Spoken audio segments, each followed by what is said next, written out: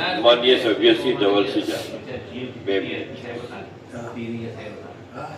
માનનીય અધ્યક્ષ શ્રી માનનીય મંત્રી શ્રી જીતુભાઈ વાઘાણી સાહેબ જે માગણી લઈને આવ્યા છે એનું હું મારું સમર્થન આપું છું.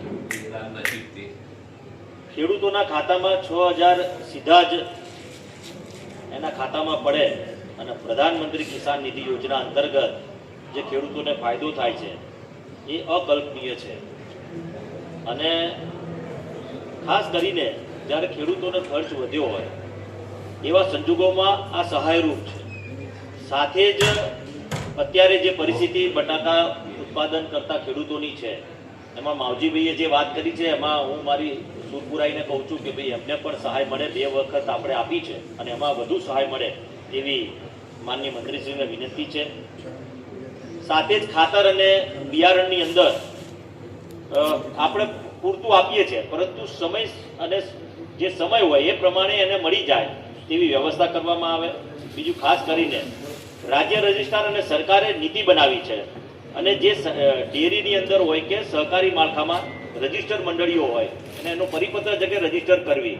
મારા સાબરકાંઠા જિલ્લામાં 275 મંડળીઓ અને અરવલ્લી જિલ્લામાં 460 મંડળીઓને રજીસ્ટર કરવામાં આવી નથી. મારી વિનંતી છે કે એને રજીસ્ટર કરીને મત આપવાનો અધિકાર આપવામાં આવે, જેથી કરીને સભાસદોને બોનસ જે મળતું હોય બોનસ એ ઓછું મળે છે એ એમના કારણે વધુ મળતું થાય.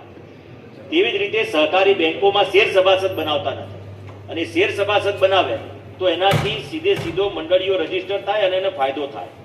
અને માનનીય અધ્યક્ષશ્રી આપના માધ્યમથી માનનીય મંત્રીશ્રીને સરકારને વિનંતી કરું છું રેકોર્ડિંગ કરો કે લાઈવ કરો. સહકારી જે ભરતી થાય છે એપીએમસી હોય, બેંક હોય, ડેરી હોય, તમામ વિભાગની ભરતીઓ મંડળ દ્વારા કરવામાં આવે.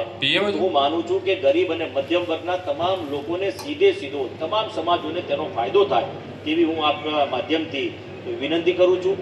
અને ખાસ કરીને જે રીતે પશુ આહાર આપવામાં આવે છે તો એ પશુ આહારની અંદર ક્યાંક ને ક્યાંક પ્રોટીન ઓછું હોવાના કારણે દૂધનું ઉત્પાદન ઘટ્યું છે અને દૂધનું ઉત્પાદન ઘટવાના કારણે આજે બહારથી દૂધ લઈને આપણે અહીંયા લાવવું પડે છે. એના કારણે ક્યાંક ને ક્યાંક ગુજરાતના પશુપાલકોને નુકસાન થાય છે.